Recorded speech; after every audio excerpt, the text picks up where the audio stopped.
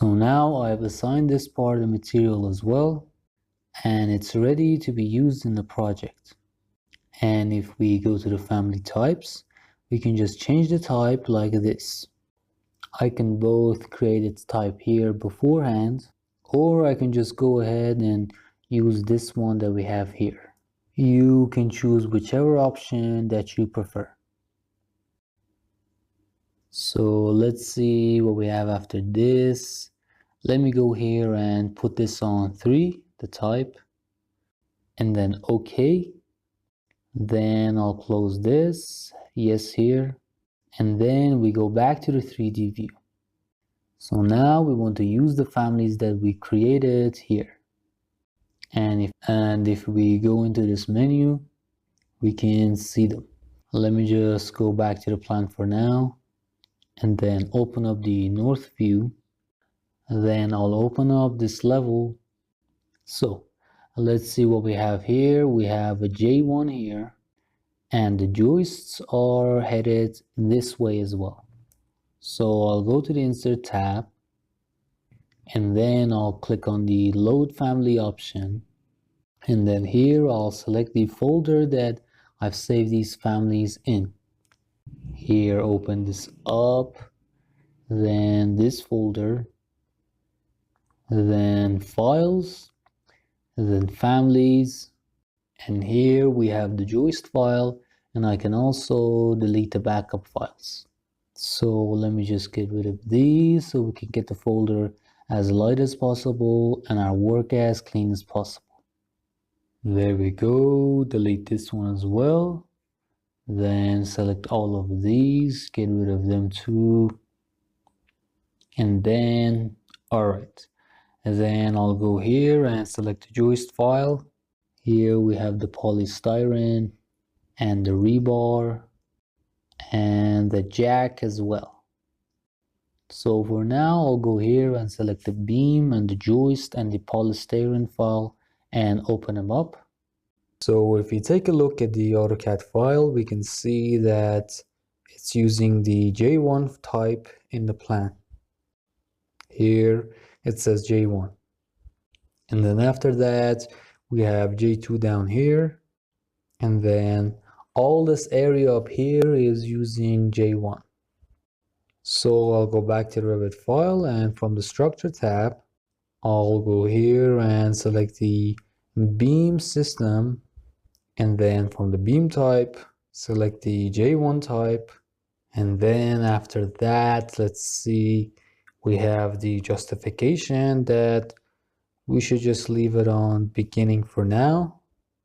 And after that, we go to the layout rule, put this on fixed distance, and then I'll put the distance on 0.6. And if I select this part, you can see how it lays out.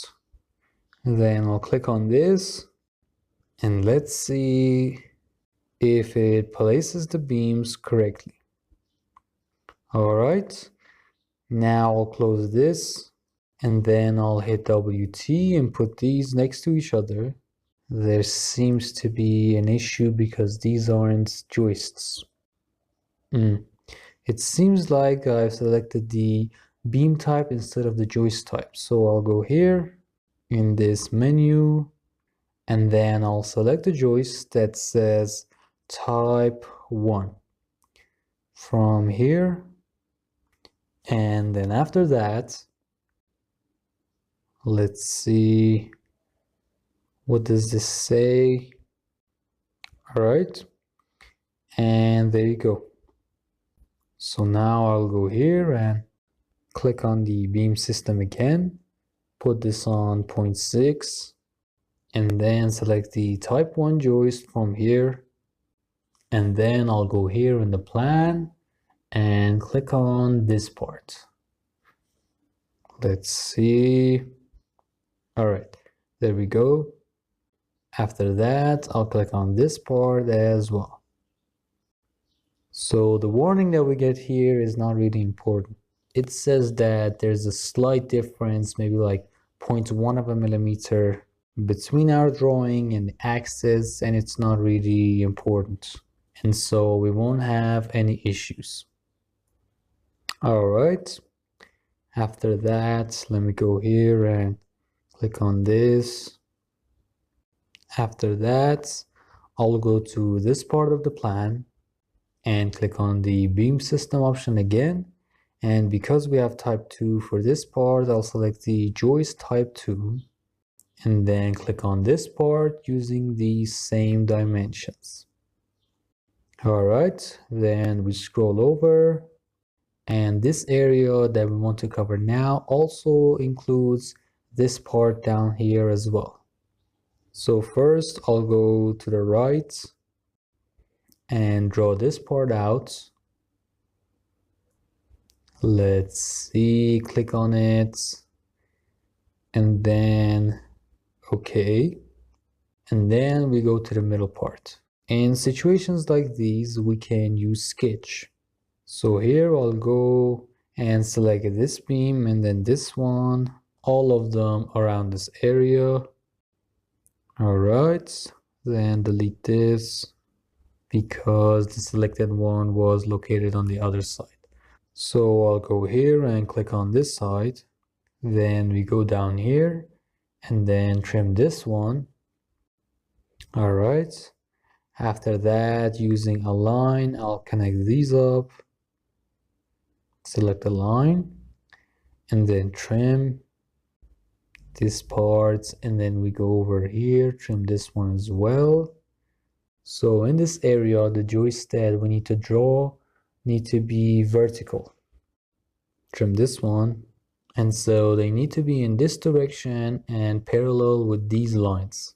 So I'll go here and select beam direction, and or you know what, because the line on the side here is not completely vertical, I'll select this, and using line, I'll draw a completely straight and vertical line. And so now the joists are going to be straight as well. And there we go. And then for the tags that we have here, we can go here and select them and then delete. And now it looks clean. And in this part where it looks kind of diagonal, I can go here and select this. See, the reasoning is that this side is diagonal as well. So here, select line and then draw a vertical line here in the middle and then finish it up. So now we can get our work just a bit cleaner and these lines completely vertical. So after that, I'll go here and click on edit again and then put these on the inside. Then select this, then click on here, and after that, finish it up. So if you want to do quality work, you need to do these patiently and carefully. So using this method, you can put the joists up in all of the levels.